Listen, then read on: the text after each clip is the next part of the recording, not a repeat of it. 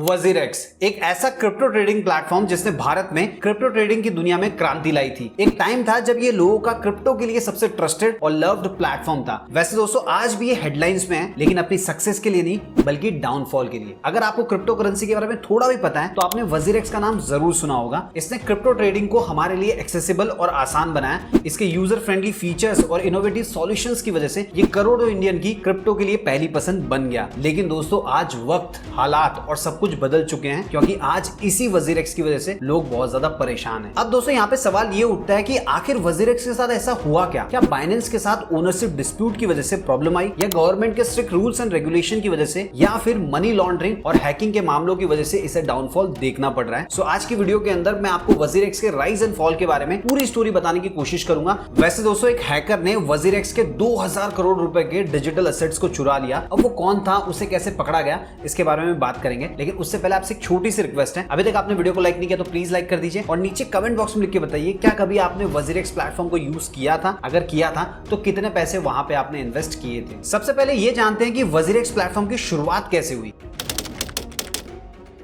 देखिए साल 2017 में जब बिटकॉइन की प्राइस $1000 से बढ़ के $20,000 तक पहुंच गई थी, तब पूरी दुनिया का ध्यान क्रिप्टो करेंसी पे आने लग गया। अब देखिए दुनिया में कुछ बड़ा हो रहा हो और उसका इंपैक्ट हमारे देश में ना हो, ऐसा तो हो नहीं सकता। इसीलिए उस दौरान बिटकॉइन और दूसरे क्रिप्टो करेंसीज हमारे देश में काफी ज्यादा पॉपुलर होने लग गए। अब हर कोई चाह रहा था वो क्रिप्टो करेंसी खरीदकर अपने पैसों को डबल ट्रिपल कर ले। लेकिन उस टाइम इंडिया में ज्यादातर लोगों को पता ही नहीं था कि क्रिप्टो करेंसी को खरीदा या बेचा कैसे जा सकता है। विदेशी प्लेटफॉर्म्स अवेलेबल थे, लेकिन उनके थ्रू ट्रांजेक्शन करने में दिक्कत होती थी। दूसरी तरफ इंडिया में ज़ेपपे और यूनोकॉइन जैसे प्लेयर्स आने लग गए थे, जिनके थ्रू क्रिप्टो करेंसी को खरीदना थोड़ा सा आसान हो गया था। लेकिन दोस्तों उतना भी आसान नहीं हुआ था जितना आज के टाइम में है। अब दोस्तों जैसे जैसे इंडियंस क्रिप्टो करेंसीज में इंटरेस्ट दिखाने लग गए, वैसे वैसे मार्केट साइज भी बढ़ने लग गया। अब मार्केट साइज बढ़ा तो यूजर्स को कैटर करने के लिए प्लेटफॉर्म्स भी बढ़ने लग गए। देखिए यूजर्स की सिंपल सी नीड थी कि उनको सिंपल टू यूज प्लेटफॉर्म चाहिए था, जहां पे वो इंडियन रुपीस में क्रिप्टो को खरीद और बेच सके। इसी रिक्वायरमेंट को पूरा करने के लिए साल 2017 में 3 प्रोफेशनल्स ने, निश्चल शेट्टी, समीर म्हात्रे और सिद्धार्थ मेनन ने वजीरेक्स की शुरुआत की। देखिए इस प्लेटफॉर्म को लॉन्च करने के पीछे का मेन मकसद था देश का कोई भी इंसान अपने फोन के थ्रू आसानी से बिटकॉइन, इथेरियम, ट्रॉन जैसे क्रिप्टो एसेट्स को खरीद सके। जैसे शेयर मार्केट में ट्रेडिंग होती है, उसी प्रकार क्रिप्टो में भी आसानी से ट्रेडिंग की जा सके। वजीरेक्स ने क्रिप्टो ट्रांजैक्शंस को सिक्योर, फास्ट और अफोर्डेबल बनाया। इसके अलावा वजीरेक्स पर 300 से ज्यादा क्रिप्टो करेंसीज में ट्रेडिंग की जा सकती थी और सबसे खास बात 24/7 कस्टमर सपोर्ट इनका अवेलेबल था। साथ ही इन्होंने सीमलेस एपीआई इंटीग्रेशन का ऑप्शन भी प्रोवाइड किया था, जिसका इस्तेमाल professional traders advance trading strategies के लिए करते हैं। दोस्तों वजीरेक्स शुरू से ही ट्रेडर्स की सारी प्रॉब्लम को सॉल्व करते हुए मार्केट में अपनी एक यूनिक पहचान बना रहा था। वैसे मैं आपको एक चीज बताना चाहूंगा, उस टाइम पे हमारे देश में क्रिप्टो करेंसी को लेकर कोई भी क्लियर रूल्स एंड रेगुलेशन नहीं थे, जिसकी वजह से वजीरेक्स और दूसरे प्लेटफॉर्म्स को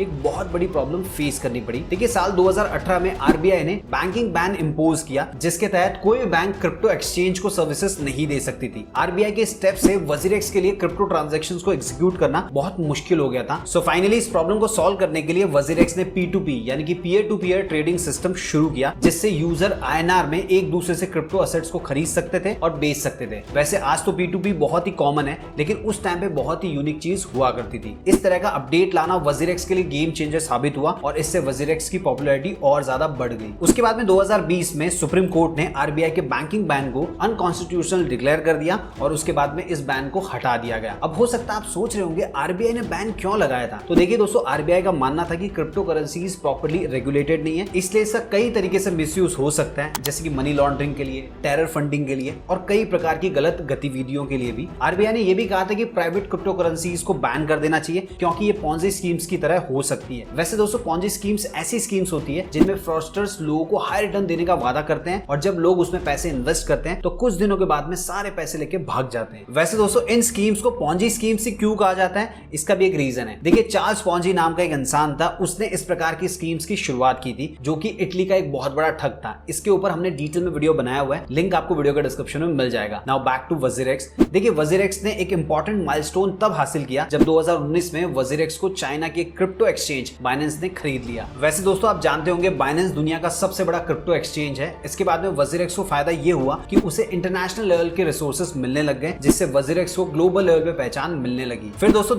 2021 आते आते वजीरेक्स के यूजर बेस में इतना बड़ा बूम आया कि इस प्लेटफॉर्म पे 1 करोड़ से भी ज्यादा लोग रजिस्टर्ड हो गए थे और वजीरेक्स का ट्रेडिंग वॉल्यूम भी 43 अरब डॉलर यानी कि लगभग 3 लाख करोड़ से ज्यादा हो गया था और ये देश के सबसे बड़े क्रिप्टो एक्सचेंज में से एक बन गया। फिर साल 2021 में वजीरेक्स ने NFT मार्केट प्लेस को भी लॉन्च किया जो देश का पहला NFT ट्रेडिंग प्लेटफॉर्म हुआ करता था। इस प्लेटफॉर्म से इंडिया के कई आर्टिस्ट और क्रिएटर्स को अपने डिजिटल आर्ट को टोकन में बदलने और उसे बेचने का मौका मिला। हालांकि 2023 में वजीरेक्स ने इस मार्केट प्लेस को बंद कर दिया क्योंकि दोस्तों NFT का जो कॉन्सेप्ट था वो ग्लोबल लेवल पे उतना चल नहीं पाया जितना क्रिप्टो करेंसी का चला है। अब दोस्तों हो सकता है आप में से कुछ लोग सोच रहे होंगे अब तक मैंने जितनी भी बातें बताई उसमें ये तो क्लियर नहीं हुआ कि वजीरेक्स को डाउनफॉल क्यों देखना पड़ा। तो चलिए दोस्तों बात कर लेते हैं वो कौन से रीजंस थे जिसकी वजह से वजीरेक्स का डाउनफॉल शुरू हो गया। देखिए दोस्तों वो कहते हैं ना जो चीज ऊपर जाती है उसे एक ना एक दिन नीचे आना ही पड़ता है और ऐसा मैं इसलिए कह रहा हूं क्योंकि वजीरेक्स के साथ भी ऐसा ही कुछ हुआ। सबसे पहला मनी लॉन्ड्रिंग एलिगेशन। देखिए जब देश में क्रिप्टो करेंसी के मिसयूज की बहुत सारी खबरें आने लगी तो हमारे देश की सरकारी एजेंसी छापे मारने लगी। साल 2022 में वजीरेक्स प्लेटफॉर्म पे मनी लॉन्ड्रिंग को बढ़ावा देने के आरोप में ईडी ने वजीरेक्स के लगभग 64 करोड़ रुपए के बैंक असेट्स को फ्रीज कर लिया। इसके अलावा ईडी ने यह भी दावा किया कि इस प्लेटफॉर्म में केवाईसी और एएमएल स्टैंडर्ड को फॉलो नहीं किया गया। हालांकि दोस्तों वजीरेक्स ने इन सभी आरोपों को गलत बताया लेकिन इसका नेगेटिव इंपैक्ट इनके ब्रांड इमेज पे पड़ने लगा और यहीं से इनके बुरे दिन शुरू हो गए। दूसरा ओनरशिप डिस्प्यूट। देखिए जैसे कि मैंने आपको बताया 2019 में बाइनेंस ने अनाउंस किया था कि उन्होंने वजीरेक्स को एक्वायर कर लिया लेकिन साल 2022 में बाइनेंस के सीईओ चेंगपेंग झाओ ने कहा कि उन्होंने कभी भी वजीरेक्स की पेरेंट कंपनी जेनमाई लैब्स को ऑफिशियली एक्वायर नहीं किया था। उन्होंने वजीरेक्स के सर्वर और ऑपरेशन की कभी भी ओनरशिप नहीं ली थी बल्कि उन्होंने वजीरेक्स के कुछ असेट्स और टेक्नोलॉजीज को ही खरीदा था यानी कि एक टेक कोलैबोरेशन किया था। ऐसे में वजीरेक्स के सीईओ की तरफ से यह जवाब आया कि बाइनेंस ने हमारे प्लेटफॉर्म को पूरी तरीके से लीगली एक्वायर किया है और बाइनेंस के सारे क्लेम्स गलत हैं। अब दोस्तों इस विवाद के बाद में यूजर्स के बीच में कंफ्यूजन का माहौल क्रिएट होने लग गया। इसके अलावा बाइनेंस ने वजीरेक्स पर से अपने वॉलेट सर्विस को भी हटा दिया। देखिए पहले क्या ऑप्शन अवेलेबल था कि अगर आपके पास कोई क्रिप्टो एसेट है जो बाइनेंस में है तो आप उसे वजीरेक्स में या फिर वजीरेक्स में है तो आप उसे बाइनेंस में इंटरनली ट्रांसफर कर सकते थे लेकिन इस मूव के बाद में इस ऑप्शन को हटा दिया गया जिसके बाद में यूजर्स को लगने लगा कि उनके फंड्स अब सेफ नहीं है। तब लोग वजीरेक्स पे पैसा रखने से घबराने लगे और इसी तरह वजीरेक्स के यूजर बेस में कमी आने लग गई।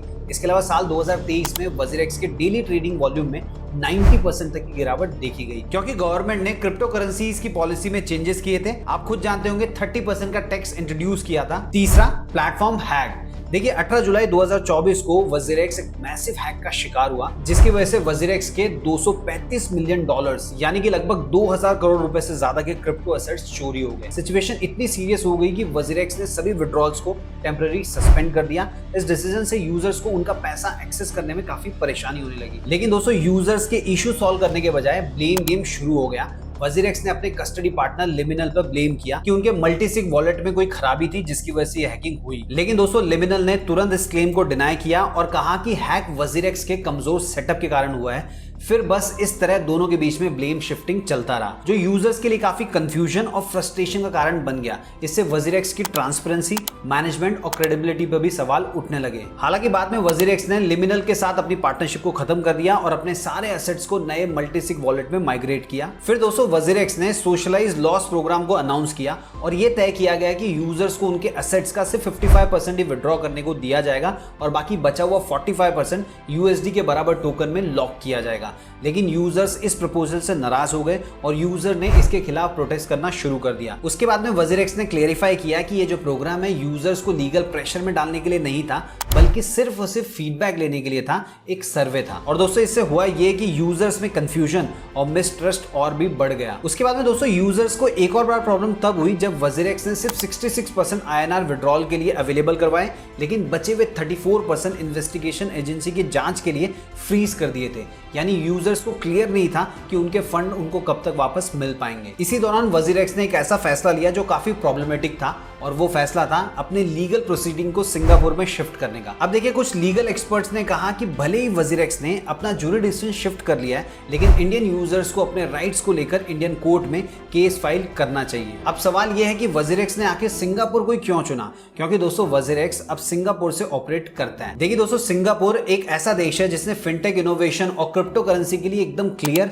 और सपोर्टिव रेगुलेशन बनाए हैं जो कि काफी ट्रांसपेरेंट और बिजनेस फ्रेंडली है जिससे फिनटेक स्टार्टअप को ग्रो करने का एक बेहतर एनवायरमेंट वहां पे मिलता है। इसके अलावा दोस्तों दूसरा रीजन क्या है, सिंगापुर में जो कॉर्पोरेट टैक्स रेट है वो हमारे देश इंडिया की तुलना में काफी कम है। इसके अलावा सिंगापुर एशिया का एक बड़ा फाइनेंशियल हब भी है जो कि इंटरनेशनल इन्वेस्टर्स के लिए एक्सेसिबल बन गया है। चलिए दोस्तों बात कर लेते हैं कि वजीरेक्स को आखिर हैक किसने किया। तो देखिए, दिल्ली पुलिस की चार्जशीट के मुताबिक एसके मसूद आलम नाम के एक हैकर ने वजीरेक्स को हैक किया था, जिसको दिल्ली पुलिस ने 13 नवंबर को बंगाल में अरेस्ट कर लिया। लेकिन दोस्तों कहीं कहीं पे नॉर्थ कोरिया के हैकिंग ग्रुप लाजारस ग्रुप का नाम भी सामने आ रहा है। वैसे दोस्तों फिलहाल इस मामले में जांच एजेंसीज इन्वेस्टिगेशन कर रही है, लेकिन अब सवाल ये उठता है कि इन्वेस्टर्स को उनके पैसे विड्रॉ करने कब मिलेंगे। वैसे दोस्तों मेरा लगभग 26,000 रुपए के आसपास फंसा हुआ है और मेरा जो भाई है उसका तो लाखों में फंसा हुआ है। आपका कितना फंसा हुआ है कमेंट बॉक्स में लिख के जरूर बताना। उम्मीद है आपको ये वीडियो पसंद आया होगा। अगर वीडियो पसंद आया तो वीडियो को लाइक कीजिए, इस वीडियो को अपने सभी फ्रेंड्स, फैमिली मेंबर और जान पहचान के साथ शेयर कीजिए। चैनल को सब्सक्राइब नहीं करो प्लीज सब्सक्राइब कर लीजिए,